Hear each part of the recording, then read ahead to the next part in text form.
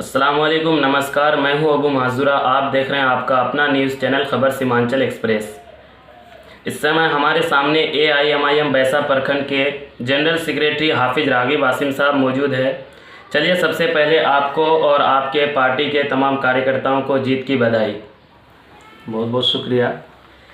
एक सवाल है यह कि चुनाव परिणाम आने के बाद लगातार आपके पार्टी पर कुछ लोगों की तरफ से इल्ज़ाम लगाई जा रही है, आप लोगों की वजह से सीमांचल में एनडीए को फ़ायदा हुआ। क्या ये सच है? इस पर आप क्या बोलना चाहते हैं? देखिए, वो लोग खुद कमज़ोर हैं, उनके अंदर सरकार बनाने की सलाहियत नहीं है, हर तरह से कमज़ोर हैं और अपनी कमज़ोरी दूसरे पर छुपाने की कोशिश कर रहे हैं। आप सीमांचल में 24 सीटें हैं और इन 24 सीटों में सिर्फ 16 सीटों पर हमारी पार्टी चुनाव लड़ी थी और 16 सीटों में से सिर्फ 3 ऐसी सीटें हैं जहां पर एनडीए जीती है। और उन सीटों का अगर आप पूरा चुनाव का समीकरण रिजल्ट अगर पूरा निकालिएगा तो आपको पता चलेगा कि वहां पर ये महागठबंधन से एनडीए के जो उम्मीदवार हैं उनकी जीत का मार्जिन बहुत ज़्यादा है और वहाँ पर हमारे उम्मीदवारों को ज़्यादा वोट भी नहीं मिला है और उनका मार्जिन बहुत लंबा है। इसलिए वो लोग अंदर से बहुत कमज़ोर हैं और अपनी कमी को छुपाने की कोशिश कर रहे हैं। मैं आपको एक डेटा पेश करना चाहता हूँ। एक डेटा है कि सीमांचल में पिछले कई चुनाव से 2015, 2010 और 2005 में 2 चुनाव हुआ था, तो उन चुनाव में एनडीए की पोजीशन कैसी थी। अगर उस वक्त एनडीए कामयाब हुई थी तो किन के वजह से हुई थी? उस वक्त अवैसी साहब तो थे नहीं। तो मैं सबसे पहले आपको 2015 का डेटा पेश करना चाहता हूँ। 2015 में भी बीजेपी और जेडीयू को 12 सीटें मिली थी। 24 में से 12 सीटें बीजेपी और जेडीयू को मिली थी। इस बार भी 12 सीटें ही मिली है और 2015 में 1 सीट सीपीआई को मिली थी। और अगर आप सीट वाइज अगर देखिएगा तो धमदाहा सीट में 2005 के बाद राजद या कांग्रेस कभी जीत नहीं पाई है।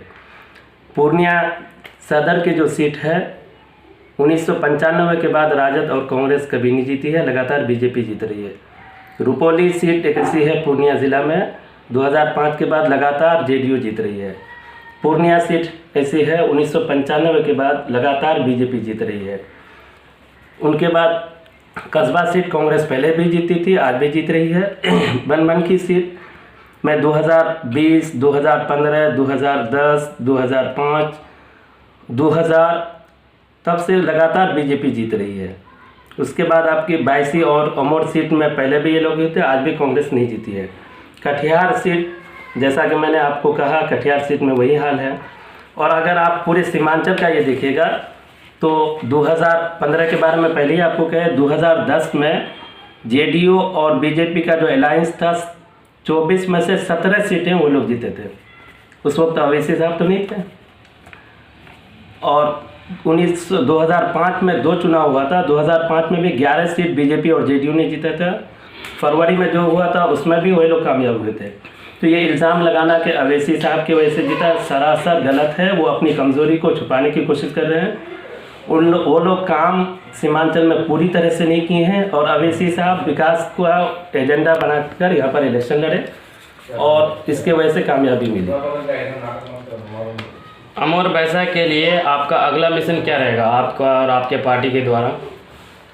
हम लोगों ने सीमांचल में विकास के मुद्दे पर चुनाव लड़ा है और यही वजह है कि सारे लोग, हिंदू, मुस्लिम, दलित, महादलित और जितने भी लोग हैं, सभी लोग दिल खोल करके वोट किया है।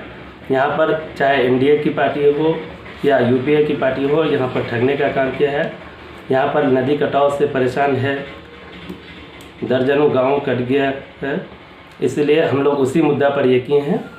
और हमारा अगला मिशन ये है कि सबसे पहला काम यह है कि नदी कटाव से आदमी को निजात दिलाया जाए। घर जो कट जा रहा है उससे निजात मिले।